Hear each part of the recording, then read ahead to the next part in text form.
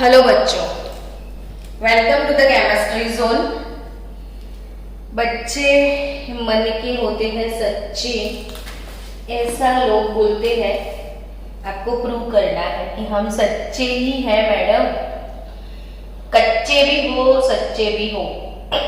Anyway, नया chapter, नया दिन, नई शुरुआत, नई मॉर्निंग, नया chapter, states of matter। states of matter chapter के टाइटल में ही प्रॉब्लम है। दो वर्ड आपको तो डिस्क्राइब करने पड़ेंगे मैडम। यस, व्हाई नॉट, शुरू वहीं से करेंगे। स्टेट्स यानी यहाँ पे बात हो रही है फिजिकल स्टेट की। हम मैटर का अगर क्लासिफिकेशन पढ़ा हो, चलो मैटर से ही स्टार्ट करते हैं कि मैटर क्या होते हैं। तो अब तक जितने भी चैप्टर आप पढ़ चुके हो, प्रीवियस यूनिट में आपने कोई भी सिंगल मॉलिक्यूल के प्रॉपर्टीज के बारे में पढ़ लिया है। सिंगल मॉलिक्यूल की प्रॉपर्टीज कैसे होती है, यानी कोई सिंगल मॉलिक्यूल है H2O, तो H2O में आप अब समझ गए हो। अभी अभी हमने डिस्कस किया कि ये कोवेलेंट बॉन्ड है, इसमें sp3 हाइब्रिडाइजेशन है, इसके पास लोन पेयर है, बॉन्डिंग पेयर है, इसका बॉन्ड एंगल 104.5 डिग्री है, इसका शेप बैंड शेप है। कितनी सारी इंफॉर्मेशन आप सीख गए हो, आपको आइडिया भी नहीं होगा। तो ये एक सिंगल मॉलिक्यूल के बारे में आप सीख रहे थे अब तक। लेकिन ये सिंगल मॉलिक्यूल की अगर फिजिकल प्रॉपर्टीज की बात की जाए तो फिजिकल प्रॉपर्टी में जनरली क्या आता है? तो boiling point, melting point, solubility, density, इन सारी चीजों की बात करें तो ये फिजिकल प्रॉपर्टी है। Boiling point, melting point, solubility, density, उनका कलर, फिजिकल स्टेट वगैरह वगैरह वगैरह। अब ये जो फिजिकल प्रॉपर्टीज है उसका अगर मुझे स्टडी करना है, फिजिकल प्रॉपर्टीज का स्टडी करना है, तो उसके लिए कोई एक इंडिविजुअल मॉलिक्यूल का स्टडी पॉसिबल नहीं है। आपके पास ग्लास ऑफ वाटर है, ठीक है। अब ये ग्लास ऑफ वाटर में वाटर की ये जो भी फिजिकल प्रॉपर्टीज आप स्टडी करोगे तो पूरे बल्क के लिए स्टडी करोगे ना, पूरे बल्क का फिजिकल प्रॉपर्टी कोई एक। अच्छा, इसका बॉइलिंग पॉइंट निकालना है आपको, चलो तो बॉइलिंग पॉइंट निकालने के लिए वाटर को बॉइल करना पड़ेगा ना। तो क्या एक मॉलिक्यूल को, अंदर से एक मॉलिक्यूल को सेपरेट करके बॉइल कर सकते हो आप? ये बताओ, किसी एक मॉलिक्यूल को सेपरेट करके बॉइल करके बॉइलिंग पॉइंट निकाल सकते हो? या किसी एक मॉलिक्यूल को सेपरेट करके मेल्टिंग पॉइंट, या किसी एक मॉलिक्यूल को सॉल्युबिलिटी, डेंसिटी, वो सब नहीं पता चलता है। यानी ये जो प्रॉपर्टीज है वो पूरे बल्क के लिए स्टडी होती है, नहीं कि कोई सिंगल मॉलिक्यूल के लिए। तो ये जो पूरा बल्क होता है इसमें कितने मॉलिक्यूल होंगे? तो बहुत सारे होंगे। देयर आर सो मैनी, आप काउंट नहीं कर सकते, इतने मॉलिक्यूल होंगे। यानी ये सिंगल मॉलिक्यूल नहीं है। बल्क क्या होता है? Bunch of molecule. बल्क होता क्या है बच्चों? Bunch of molecule. There are so many molecules. यानी कि गाइस, आप कोई एक मॉलिक्यूल को लेके ये सारी प्रॉपर्टी का स्टडी नहीं कर सकते, बंच ऑफ मॉलिक्यूल का स्टडी करोगे आप। सो बच्चों, bunch of molecule, bunch of molecule or a bulk of molecule molecules, bulk of molecule which have specific mass and they occupying space are called matter। तो matter का definition क्या है? Matter किसको बोला जाता है? तो matter is nothing but bunch of molecule, glass of water. You can say here it's a bunch of molecule, it's not a single molecule, there are so many, so bunch of molecules which occupying space। देखो उसने एक space occupy किया है, पूरा glass cover किया है, glass को भर दिया है। And again it has mass, तो यानी कि यहाँ पे मास भी है, they occupying space also. So bunch of molecule which have specific mass and occupying space are called nothing but matters। आपके आजू बाजू में जितने भी थिंग्स आप देख रहे हो वो सारे थिंग्स मैटर है, क्योंकि they all have mass, they all occupying space. So anything around you they called matters. Now matter का अगर मुझे क्लासिफिकेशन करना पड़ेगा तो क्लासिफिकेशन के लिए मेरे पास बेसिक, मैं नॉन लिविंग मैटर की बात कर रही हूँ। लिविंग मैटर में तो आ ही जाता है लिविंग नॉन लिविंग दो, प्लांट किंगडम एनिमल किंगडम, मैं उसकी बात नहीं कर रही हूँ। हम नॉन लिविंग मैटर की अगर बात करें तो उनको क्लासीफाई अगर करना है तो there are two main categories to classify them on the basis of their physical state and on the basis of their chemical state। तो उनको एक फिजिकल स्टेट और केमिकल स्टेट जो है वो उसके हिसाब से उसको क्लासिफिकेशन करते हैं। तो on the basis of their physical state they are divided into main 5 categories। There are 5 physical states available: solid, liquid, gas, plasma and BEC, Bose-Einstein condensate। B for Satyendra Nath Bose, E for Einstein. दो लोगों ने मिलके ये सिखाया था, तो बोस और Einstein. Actually state is here condensate, तो बोस आइंस्टाइन कंडेंसेट प्लाज्मा। ये नेचर में इतने बहुत प्रोपोर्शन में अवेलेबल नहीं है, लेकिन जनरली हम अपने सराउंडिंग्स में देखते हैं तो ये तीनों चीजें देखते हैं। सॉलिड, लिक्विड और गैस, इसमें भी आपको 11th में पढ़ना है लिक्विड एंड गैस ओनली। तो फिर सॉलिड का क्या करेंगे? तो यस गाइस, हम जनवरी में जैसे ही 12th स्टार्ट करेंगे तो 12th का फर्स्ट चैप्टर है solid state. 12th chapter number 1 उसका नाम है सॉलिड स्टेट। तो आपको 11th में लिक्विड एंड गैसियस स्टेट के बारे में पढ़ना है। Now liquid and gaseous state, ये इसमें से भी मैक्सिमम गैस फेज आता है।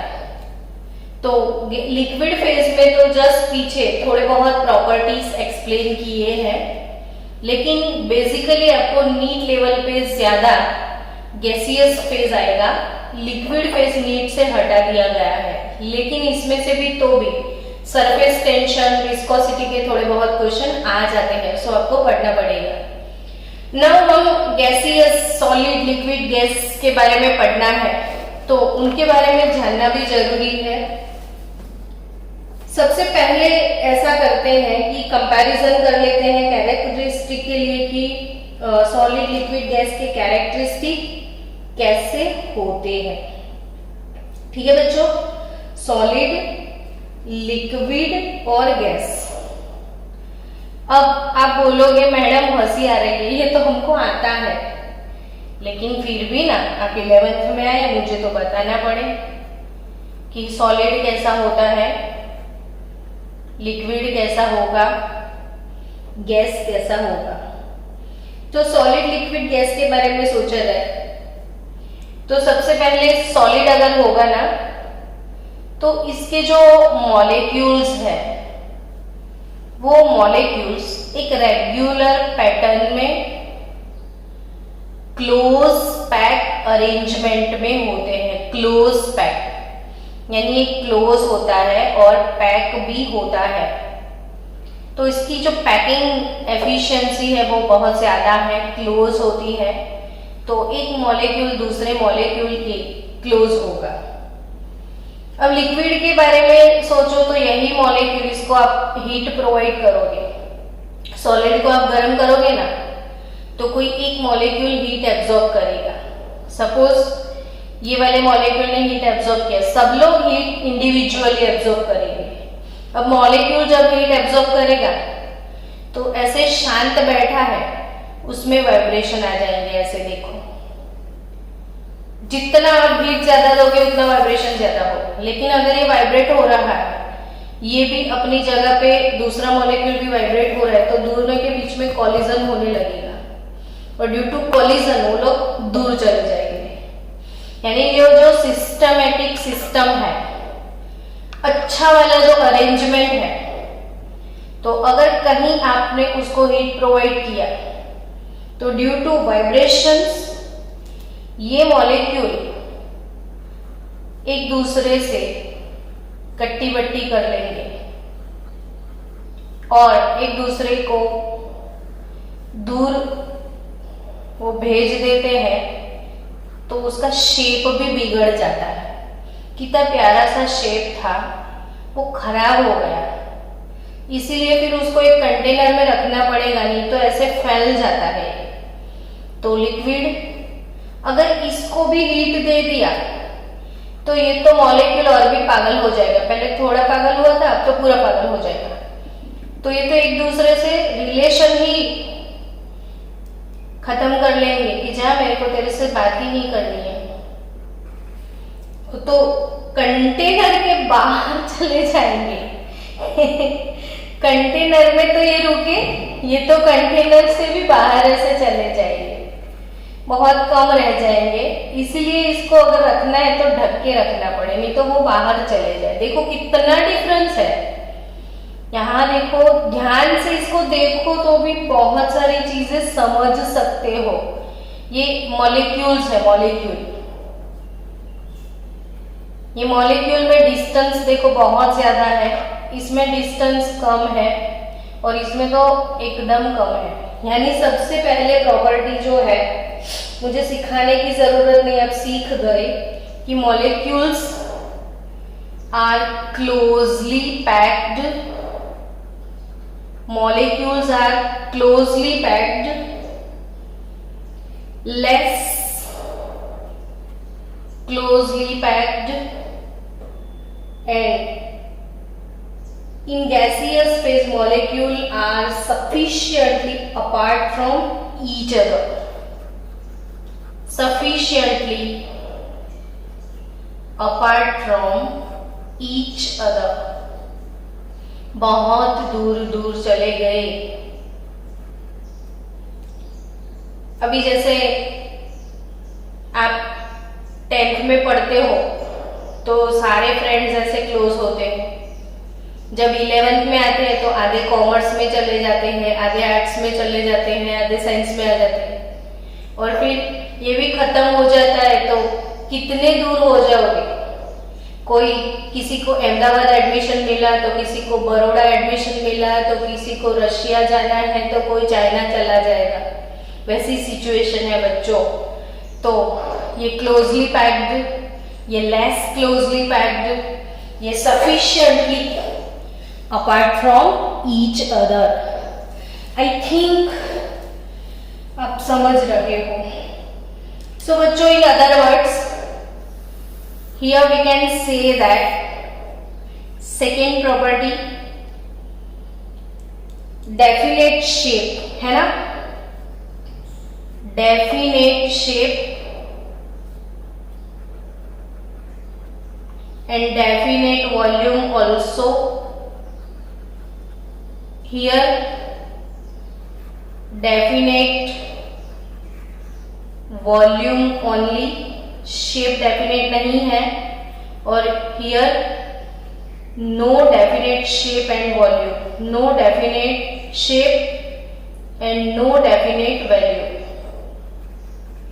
तो वॉल्यूम, सॉरी वैल्यू कहा, तो आप समझो कि वॉल्यूम इसका शेप और वॉल्यूम दोनों परफेक्ट होते हैं, डेफिनेट होते हैं, लेकिन इसका शेप कैसा, तो जैसे कंटेनर में डालो वैसा, बकेट में डालो तो लिक्विड का शेप बकेट जैसा, बाउल में डालो तो बाउल जैसा, मटके में डालो तो मटके जैसा, यानी इसका शेप स्पेसिफिक नहीं है, पर वॉल्यूम स्पेसिफिक है. आपने 50 ml लिक्विड लिया या 100 ml मिल्क ले लिया, तो 100 ml मिल्क को आप वो बाउल में डालो तो भी 100 ml, ग्लास में लो तो भी 100 ml, फिर आप कोई भी कंटेनर में शिफ्ट करो लिक्विड को, मिल्क को, तो वो 100 ml ही रहेगा, यानी इसका वॉल्यूम चेंज नहीं होगा. लेकिन गैस में से अगर आपने 20 ml गैस लिया और कंटेनर चेंज किया तो वॉल्यूम इसका चेंज हो जाएगा. गैस पूरे कंटेनर का वॉल्यूम कवर करता है, तो इसमें तो 20 ml गैस को डिफरेंट कंटेनर में डालोगे तो उसका वॉल्यूम डिफरेंट होता है, यानी न शेप का ठिकाना है न वॉल्यूम का ठिकाना है. इसका बेचारे का शेप नहीं है बट वॉल्यूम है, इसके पास दोनों है. तीसरी बात करें तो इंटरमॉलिक्यूलर अट्रैक्शन, देखो डिस्टेंस बहुत कम है. इंटर मॉलिक्यूलर डिस्टेंस, वर्ड कितना सिंपल है कि बैठे बैठे आप समझ जाओ. इंटर यानी अंदर, मॉलिक्यूलर दो मॉलिक्यूल के बीच का डिस्टेंस, इंटर मॉलिक्यूलर डिस्टेंस यानी डिस्टेंस बिटवीन मॉलिक्यूल्स. तो inter molecular distance are very less and very high, very large distance, very less distance. So liquid का इन दोनों के बीच में होता है. तो ऐसा क्यों होता है, क्यों ये जो डिस्टेंस है, सॉलिड की मैं बात करूं तो almost it is order of 10⁻⁻18 centimetre के करीब इसके मॉलिक्यूल होते हैं. बहुत ज्यादा करीब होता है, और ये तो बहुत दूर होता है. 10⁻⁷ से लेके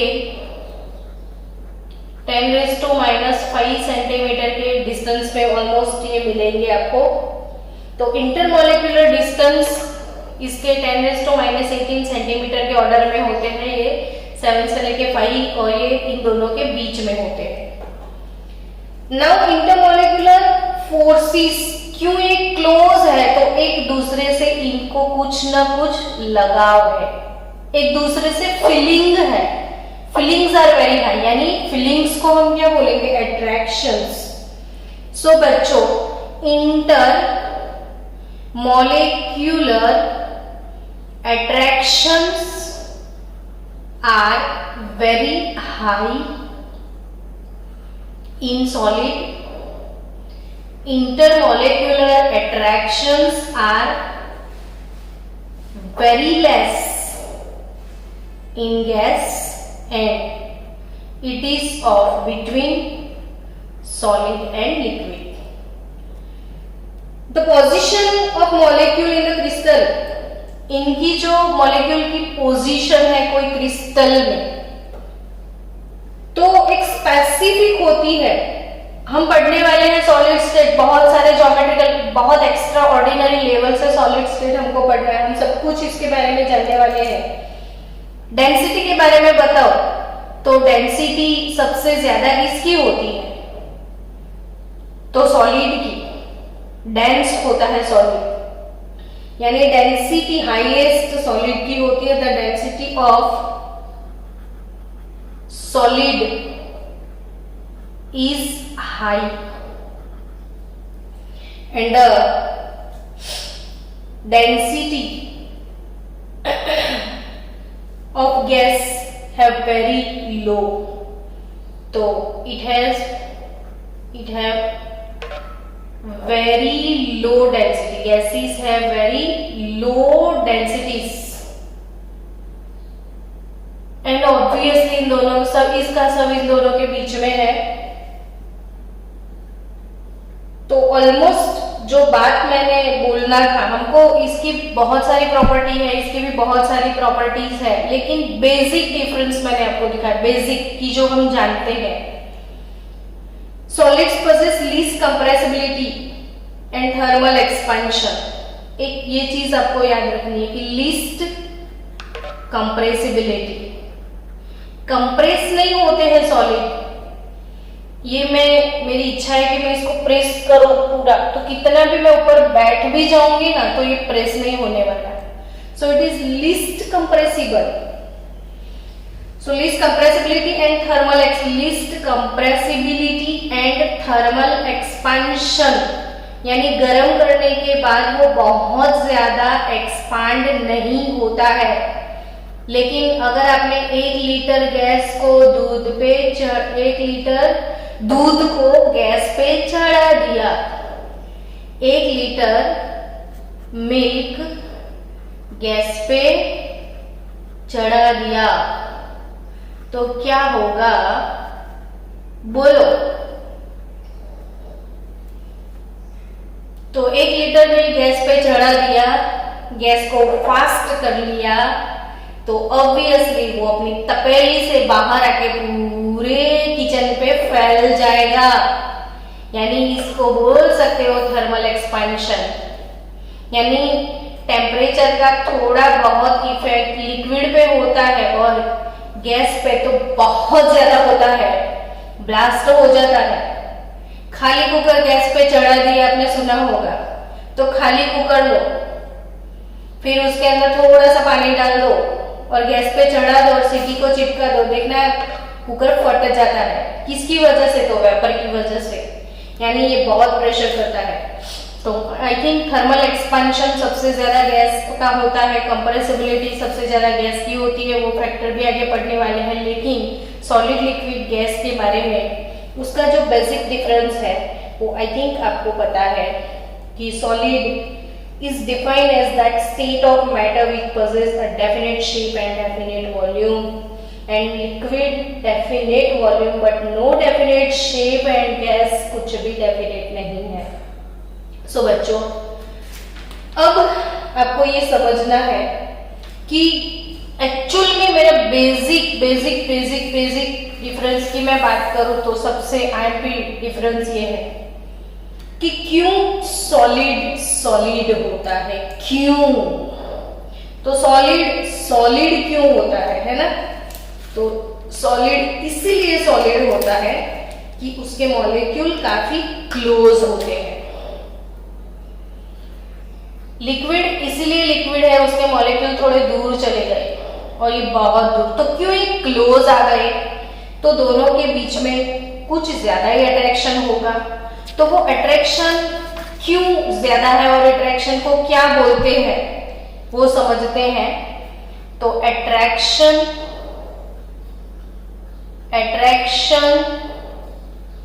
force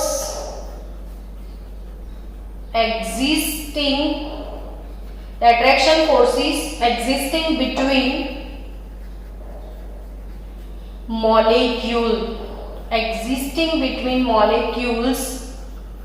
are called, I think आपको आंसर आता है. attraction forces existing between molecules are called intermolecular attraction forces, है ना. तो मॉलिक्यूल मॉलिक्यूल के बीच में जो अट्रैक्शन एग्जिस्ट करता है उसको इंटरमॉलिक्यूलर अट्रैक्शन हम बोलते हैं। और वो इंटरमॉलिक्यूलर फोर्सेस जो है, the attractive intermolecular forces, again they are called van der Waal forces. जो मॉलिक्यूल मॉलिक्यूल के बीच में जो फोर्स होते हैं, वो मॉलिक्यूल मॉलिक्यूल के बीच में जो फोर्स है उसको क्या बोलते हैं पता है? वैन डर वाल फोर्स। तो ये जो वैन डर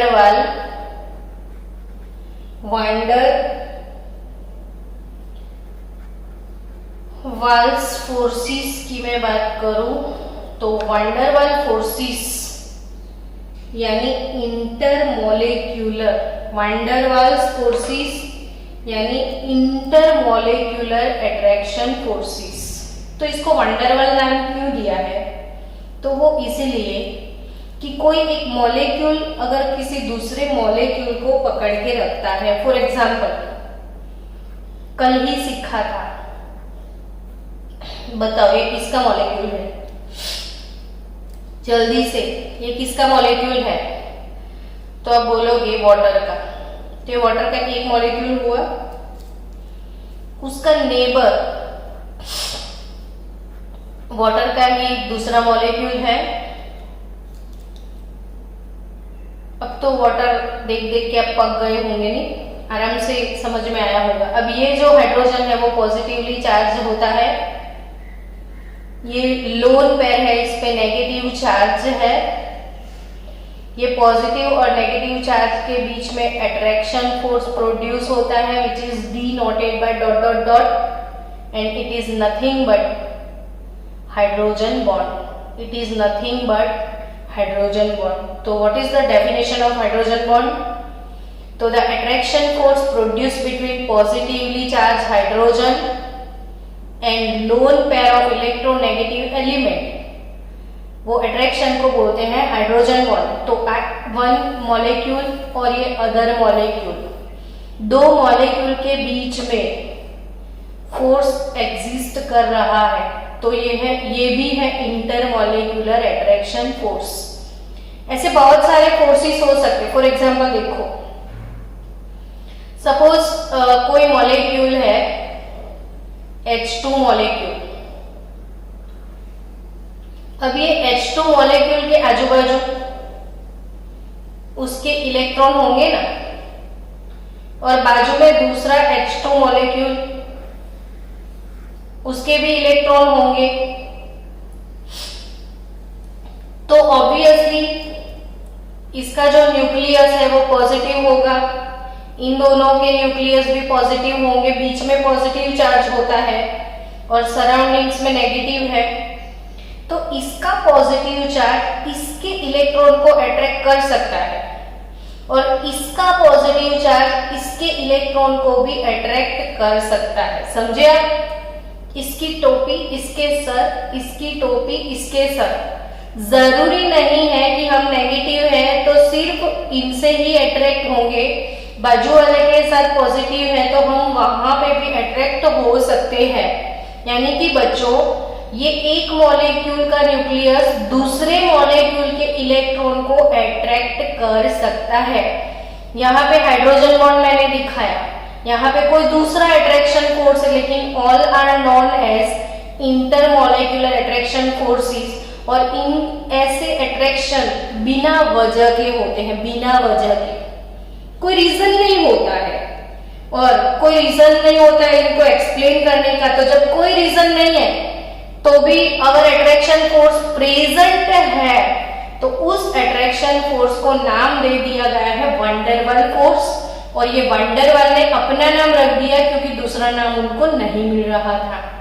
जैसे अगर आपको बोले कोई Na प्लस Cl माइनस, इन दोनों के बीच में अट्रैक्शन है, तो आप एकदम कूल होंगे क्योंकि आपको पता है ये पॉजिटिव आयन है, नेगेटिव आयन है, ये आयोनिक बॉन्ड है। आप आराम से बोल सकते हो भाई ये तो आयोनिक बॉन्ड है।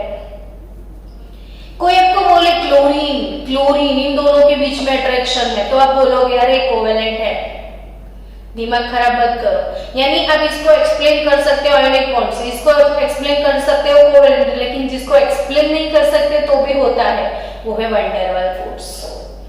तो अब जो वैन डेर वाल फोर्सेस है या इंटरमोलेक्युलर फोर्सेस है, दोनों एक दूसरे के सिनोनिम है। Intermolecular attraction forces are known as van der Waals forces which are universal, कभी भी कहीं भी होता है इसलिए यूनिवर्सल। और दिस फोर्सेस ऑफ अट्रैक्शन और repulsion existing among all the particles, जरूरी नहीं है कि सिर्फ अट्रैक्शन और रिपल्शन भी होता है। देखो इसके पॉजिटिव चार्ज और इसके नेगेटिव के बीच में क्या होगा, तो अट्रैक्शन, लेकिन ये दोनों नेगेटिव नेगेटिव के बीच में क्या होता है, रिपल्शन होता है। तो इसमें दो तरीके के फोर्स होते हैं, अट्रैक्शन तो होता है, रिपल्शन भी होता है, लेकिन magnitude of attractions are greater than that of magnitude of repulsive forces.